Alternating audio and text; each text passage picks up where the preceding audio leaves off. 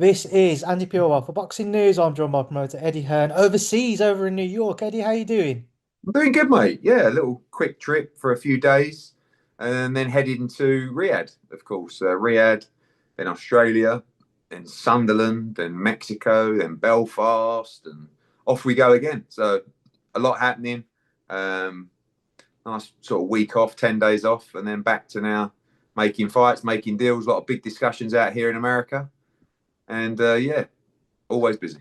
Eddie, you've missed the biggest event of all. It's my old man's birthday tomorrow. Oh, is it? You down the old railway? We are indeed. Oh, what a surprise. Yeah, yeah, yeah. Tell him happy Um, birthday from me. I will do, Eddie. Appreciate that. Just on the theme of kind of you just ran through the upcoming schedule. We saw the UK schedule recently announced. Just walk me through kind of the thinking behind some of these fights, and in particular Alan Akhmudov, because Yeah. for Dave, that's it's a good win, but also Makhmudov's a very difficult fight with not Mm. much that he can offer. Yeah, I mean, I'm so happy with that fight. I mean, not only because I really believe we're gonna sell out Sheffield Arena. I mean, Dave Allen, who's always been popular, took 1,200 tickets just for himself personally, sold out in like a couple of days, right? Every fighter on the undercard, 300, 400, 500 tickets, all gone. Pre-sale yesterday, another 1,200. General sale today, another couple of thousand. Like, it's going to be a complete sellout. And I think Dave's stock, of course, has just risen incredibly. But I think it's the fight itself is such a beautiful fight. And Dave's got a very strange mindset, but actually, when you think about it, he's actually a little bit more sensible than he makes out. And basically, what he's saying is, I'm just not interested to fight. I don't know, Jamie TKV or like Otto Warlin or something like that. He said Makhmudov is really scary. I'm like, yeah, I know. Like he says, he's one of the hardest punchers in the sport. I'm like, yeah. He goes, so I really need to train hard for him. I'm like, yeah. He goes, I would really train hard for him. I'm like, all right. I said, Dave, look, if you beat Makhmudov, we're already talking about Parker and Wilder and all these big fights. You are guaranteed a massive fight if you win this fight. And he went, let's fight Makhmudov. And I'm like, part of me was like, I mean, this is going to be the most treacherous kind of 12 to 15 minute, 12 to, 15 minutes of Dave's life, which is the opening 4 or 5 rounds of this contest. Like, Makhmudov comes out like an animal and he's a massive puncher. But I believe Dave can beat him.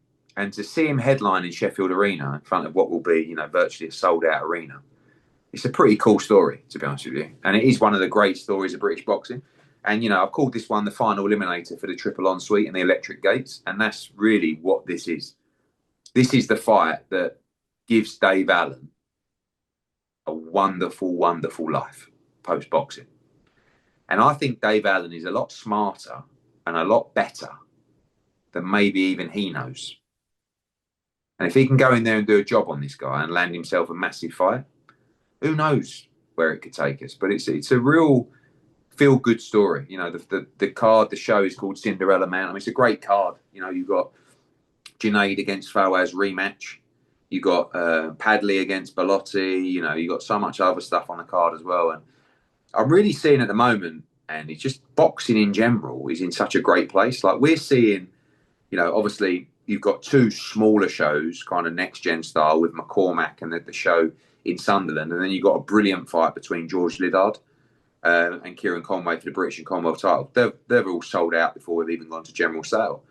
Then you go to Belfast for September the 13th. We've done, I think, 16,000 now. We'll end up doing over 20,000 for that first All-Irish World Championship fight.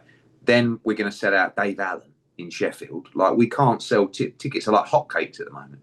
And I think that's just they're good fights and they're good events, but I just feel like that's a general sign that boxing's in a great place. So, yeah, obviously we've got Riyadh season next week with Ray Ford and involved in the promotion of that. Then we're in Australia for Jake Wiley against Dib, which is a great all-Australian fight. Sky Nicholson on the undercard as well. Then we go to Mexico, Los Mochis for Sugar Nunez, defending his world title in his homecoming in front of, again, 9,000 at Los Mochis. Sunderland for the kind of next-gen style, completely sold out. Belfast, 20-odd thousand for Crocker Donovan. Then you go October for Dave Allen against Makhmudov. Boots will be announced imminently in the next kind of 48 hours for October as well. October 17, Liddard against Conway. Then we go into November. We're going to have announced another US show and another UK show for November. Plus now you've got Conor Benn against Chris Eubank locked in for November 15th. Then we've got another US show in December, another Monaco show. I mean, it's just non-stop. I think boxing's in a great place. Just one more on the theme of the UK, Eddie. I'm sure you're aware. Currently, there's only one world I champion, know. Yeah. which is Nick Ball, who obviously fights next week. Mm. Certainly, you go back like 10 years ago, we had like 14, 15 world champions, Mm. and Matchroom were key players in having a lot of those fighters on your roster. What would you put it down to as to why currently there's been such a lack of world title holders across the UK scene? I think fighters in real fights and tough, dangerous fights. I mean, if you look at it, obviously, you got Anto Kakachi was world champion. He vacated rather than fight Sugar Nunes. Daniel Dubois faced Anthony Joshua. He was world heavyweight champion. He went and gambled against Usyk. So, it's just kind of what happens. Billum Smith nicked a world title, lost it, quite soon after. Trying to think who else. Like loads of other, obviously Lee Wood was a world champion for a while. I definitely feel we're in a little bit of a building stage of the next generation of talent. Like for me, across all the time scale I've been in boxing, I truly believe we have the best young stable of fighters we've ever had. But of course, when you look back to, I don't know, Bellew, Brook, Khan, De Gale, Groves, Cleverly, like that, there was an incredible time. And I think you're going to get this next generation coming through now, challenging for those world titles. I mean, upcoming, you have Dalton Smith, who's going to fight Subriel Matias next. There's another Brit shot for a world title. Galal Yafai is going to be ordered to fight Sandoval for the world title as well. It's another opportunity for a Brit to win a world title as well. I mean, who else? You've got Sam Noakes coming up, fighting for a world title. That's another Brit with a great chance of winning a world title. Yards fighting Benavidez. Chance to win a world title. It was a very tough fight. So much more across so many weight classes, Joe Caldina looking for another shot at the lightweight world title. Loads and loads. But it's just like that, Andy. All of a sudden, before you know it, we could have 4 or 5, or we might just have 1 for the rest of the year. But they're in real fights, like Dalton against Matias, Abdullah Mason against Sam Noakes. These are not fights on home soil that you're expected just to breeze through. These are proper elite world championship fights. And I just think it's a lot harder now to win a world title because you're expected to do so in a tough fight. And good. Eubank-Benn too, Eddie. Talk to me about the deal for that. So is it the initial terms which were agreed for a rematch with what would have been in September, or did new terms have to be agreed? No new terms. Same as before. And, that was a situation where September 20th was the date that His Excellency and everybody agreed to. But Eubank came back and said, look, I won't be ready for that date. So, there was the initial period. I don't think His Excellency was too pleased about things and kind of said, right, well, we're moving on. And then, of course, started to realise the actual size of this rematch, 70,000, massive pay-per-view fight. And I think they had a conversation with Chris Eubank and Nova Sports and agreed that November would be the date that they would move forward. Spoke to Conor. Conor was like, yeah, I'm ready, September 20th, whenever. So we're on. Back to what I think will be round 13 of one of the best fights we've seen over many decades. And this time, I believe we're going to get the victory. I'm sure you're fed up of talking about Eddie, but from the sounds of it, no changes to any type of weight clauses and what have you. No, All the same. no. I mean, we know what we signed, and no, fair play to Eubank. I mean, one of the reasons we took the fight, Andy, was 2 bites of the cherry. We'd been massively inactive, and he was moving up to fight, a middleweight, and we just felt that over the 2 fights, we would get it right. And this next fight, you thought that first fight was a war. You wait till you see this one. And that fight, I think, would have taken a huge part of Eubank's soul. And he's going to be expected to go back to the same trenches that he went to last time. Maybe this time deeper. And he's a brave guy. He's got plenty of heart. And it will be a fantastic fight. The one, I believe, this time, Conor Benn will be victorious.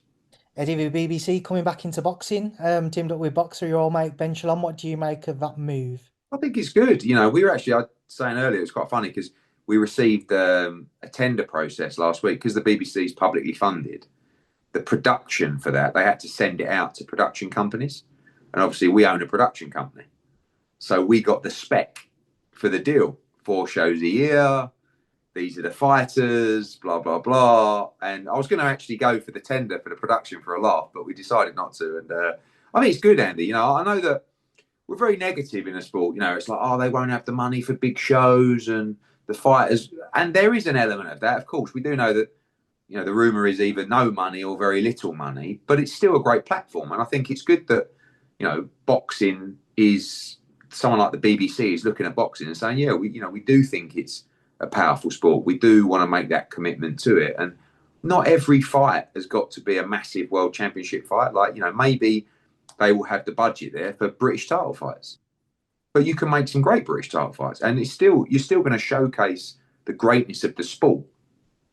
For fighters, obviously, they want a path and a deal that's going to make them a huge amount of money and a budget to bring world champions over. And that's where it's going to be difficult. But the fact is, they're still in the game in some respect. And, even there's been other promoters that have been on the BBC, Chris Sanagar, Dennis Hobson, and it's a good platform. I think look positively on it rather than the negatives that go with it and say it's good. It's another broadcaster that's interested in our sport, and that can only be good. Just to ask Eddie, obviously, there's a number of fighters there. I'm sure at what points you may have been interested in trying to work with. I know previously, before Ben Whittaker, for example, had signed with Boxer, he was somebody you was keen on. I don't know if you're more privy to any kind of contractual obligations with Boxer now, not being with Sky Sports. Do you expect to see maybe some movement there with some? Yeah, I mean, look, you hear all sorts, don't you? And like, obviously, there's been a number of their fighters that have been looking around, talking around, and looking to leave. But I'm only interested in having discussions with fighters that are out of contract. There's probably 2 or 3 fighters within that stable that we would make huge financial offers for. Not just financial offers, but an investment to take them to the highest heights of the sport on a global level. But until they're available, we're not willing to have those discussions. So, again, I've heard probably a lot of stuff that you've heard as well. Like, it's just, no one really knows until we receive that piece of paper. But yeah, of course, there's always going to be fighters. And by the way, there's other promoters outside of me that are probably already talking to those fighters. So we'll see what happens. But, now I guess the job from Boxer is to try and convince those fighters that this is the right path for them. And wish them all the best.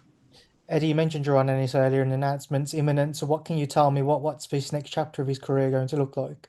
So moving up to 154, obviously he was unified champion at 147, vacating those belts. And we've just signed a multi-fight, multi-year extension with Jaron Ennis. This fight is about fighting someone in the top 10 of the governing bodies. And it's a real fight. I mean, you're going to get moaned at and you're going to get people say, I don't know a lot about this guy. The fight that he's chose, I think, is one of the best, one of the most aggressive, one of the most dangerous out there. And he has signed to fight Vergil Ortiz. We had a meeting recently with Golden Boy and DAZN. We discussed a very, very straightforward deal between those 2 fighters. And Jaron Ennis has signed to fight Ortiz next. I believe Ortiz will sign too. And then you will get one of the best fights in British boxing in early 2026, very early 2026. So this fight's all about Boots' his first fight at 54. I think he's going to be such a beast in the new weight class. Back to Philly for a big night. And then Vergil Ortiz it is. Already signed, we're in. If Jaron signed, then Eddie, how far off would you say Vergil is from signing on his behalf? Has he agreed? I don't know. I don't think it's anything. I don't think there's anything. I think it's going to be quite straightforward. I think he will also fight in October, and then they'll meet in, like what I said is, I think it's one of the best fights in boxing. I really do. So yeah, this isn't a sign a contract, Vergil. We all want the same thing. Vergil wants the fight. Golden Boy want the fight. DAZN want the fight. Obviously, Boots has signed for the fight. So I believe that'll be next for both guys following this October fight. A fight signed between you guys, Eddie, or will there be Saudi involvement too? No, this will be a fight in America. So yeah, I mean, Riyadh Season sponsor all our shows, so you'll see those guys involved. But it will be a Matchroom Golden Boy event. And just very quickly, a couple to end on. Shakur Stevenson, new deal in the pipeline, or? Yeah, a few talks. I mean, look, obviously, there's been a lot of stuff on social media about Teofimo fighting Shakur. I think that's a great fight for him. Obviously, there's been a bit of back and forward between Teofimo and Riyadh Season, so we'll see how that plays out. But, from our point of view, we'd love to work with Shakur again. I think he's a pound-for-pound talent, and hopefully we can be involved in his future. I've seen you say that you've started actively looking and going into talks now for Anthony Joshua's next fight. Who exactly are you kind of looking at as potential options outside of Jack Paul? Honestly, like in the last 24 hours, I would say Jake Paul is a massive front runner. I mean, like, I can't quite believe what's happening. And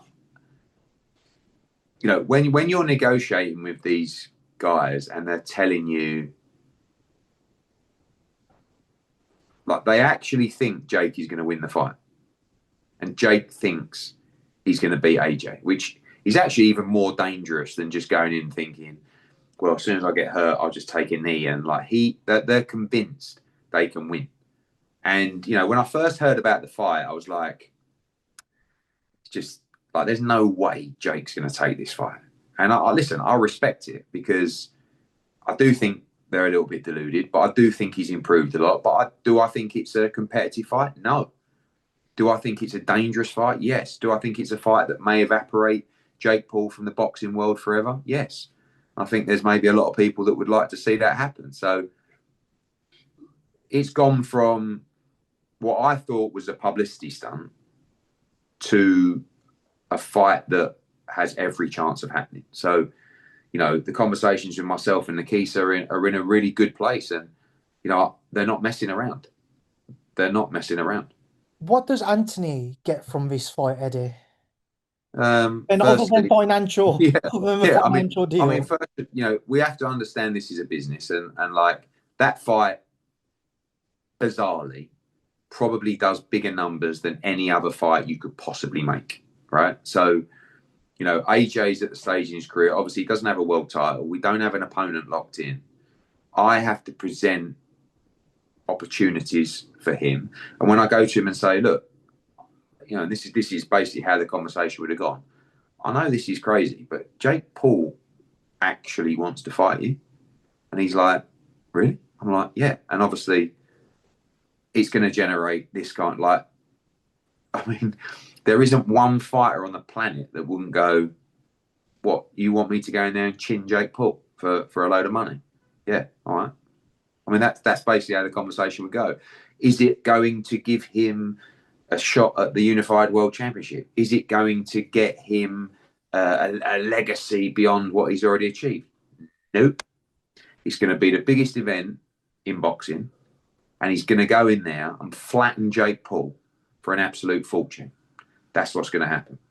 And you're all going to get to see it before your very eyes. I said to Nikisa, this is like watching David Blaine. When you tune in to something really dangerous and you're like, I'm going to tune in to see if it all goes wrong. But I said, this ain't some geezer trying to fiddle his way out of a padlock in a box. This is a guy, everybody else gets out of the ring. And you're going to be standing in the opposite corner to one of the most biggest, fiercest, ferocious punchers of our generation. And they're like, we're going to beat him. And I'm like, you're all mad, but good luck. So we'll see where we get to. Just the last one from me, Eddie. Beterbiev-Bivol 3 not happening. What can you tell me? Artur Beterbiev has been very vocal over social media. We know he's fighting Mr. Nicholson on the November 22nd card. So how did it all fall apart? Just that there was no, as I said, there was this offer from Russia or something. I mean, not quite the most, definitely wasn't 100% done, that deal. But more importantly, Bivol wasn't ready. He's had a couple of little minor operations. He's not ready to fight in November.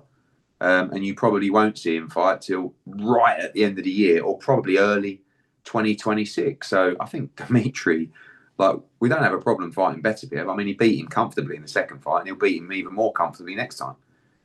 He fought Canelo Alvarez. He has no problem fighting these people, but he'll return when he's physically ready. Whether that's against Beterbiev, whether that's against Benavidez, whether that's against Canelo Alvarez. We even talked about him stepping up and fighting Jai Opetaia at cruiserweight, which I think is a fantastic fight. But he's only interested in the big fights. So Beterbiev doesn't have to worry. Let him go and fight Desmond Nicholson, or whatever his name is. And if he wants to get schooled by Dimitri Bivol in the trilogy, it's not a problem. Eddie, I appreciate your time as always. Enjoy the rest of your time in New York, and I'll catch you next week in Riyadh. Cheers, Andy.